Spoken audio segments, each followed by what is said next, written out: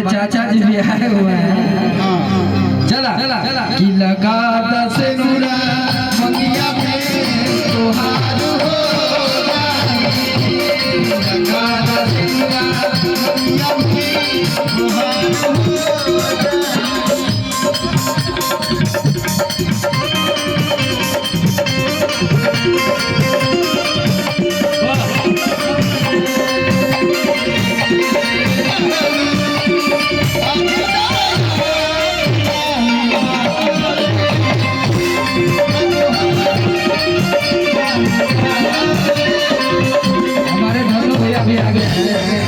धनु भैया जिगर के टुकड़ा है भैया हो तनी अच्छा एक बार गाना रिलीज भइला राजा भैया तो भाई खन तो सोचता नहीं तो कहना हम गा दी तो कहीं नु के हमारे गाना के प्रमोट कर रहा है। हां नहीं अरे बाप है ना भैया तनी दिखाओ यार भाई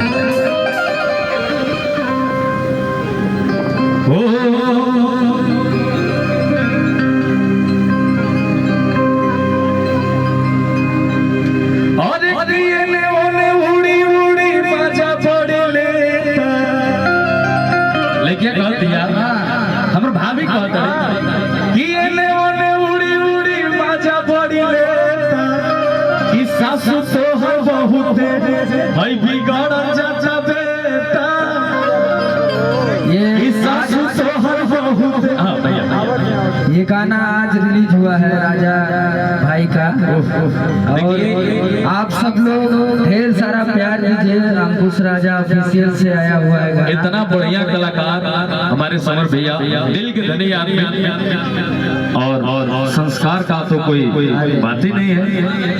बस ऐसे ही प्रेम प्यार बना रहे हैं। प्यार है आप लोगों का और इन लोगों का भैया लोगों का हम लोग इसी में चलते धन्नो भैया का आशीर्वाद है। अब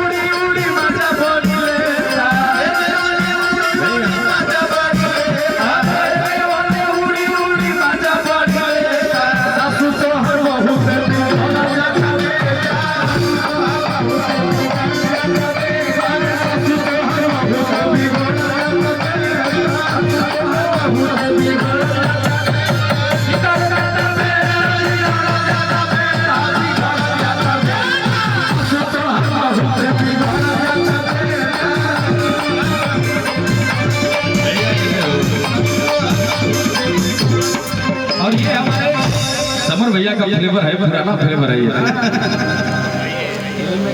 यही तरह प्यार आशीर्वाद बनोले रखिए आप लोग ये रे कर जा तू जितना काबू हम अपना खर्चा करो ओकरा खातिर हम भागो अब बाकी यदि हमरा के छोड़ के गइलू तो बुझ ले हम संतोष पागल नहीं।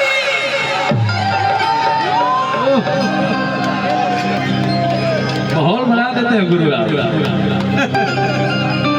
ये मूड है ये मिजाज है कि भर दे ही सोनावा के सेठ चाहिए अब पटना में दूधू गो फलेट चाहिए तब न बुझे चाचा तू चिराई उड़न बाज हो ई न बुझे चाचा तू चिराई उड़न बाज हो अरे तो बुझली हमर हम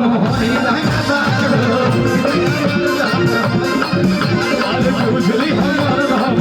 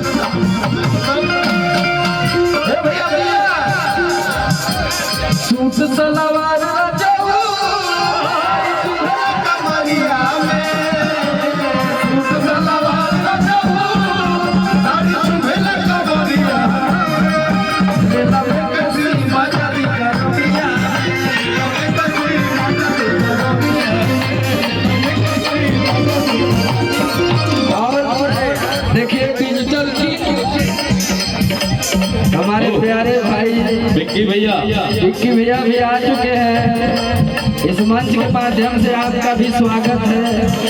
तो जोरदार तालियों से स्वागत करिए विक्की भैया का। डिजिटल किंग, एक ही किंग, वो भी डिजिटल किंग। विक्की भैया और देखिए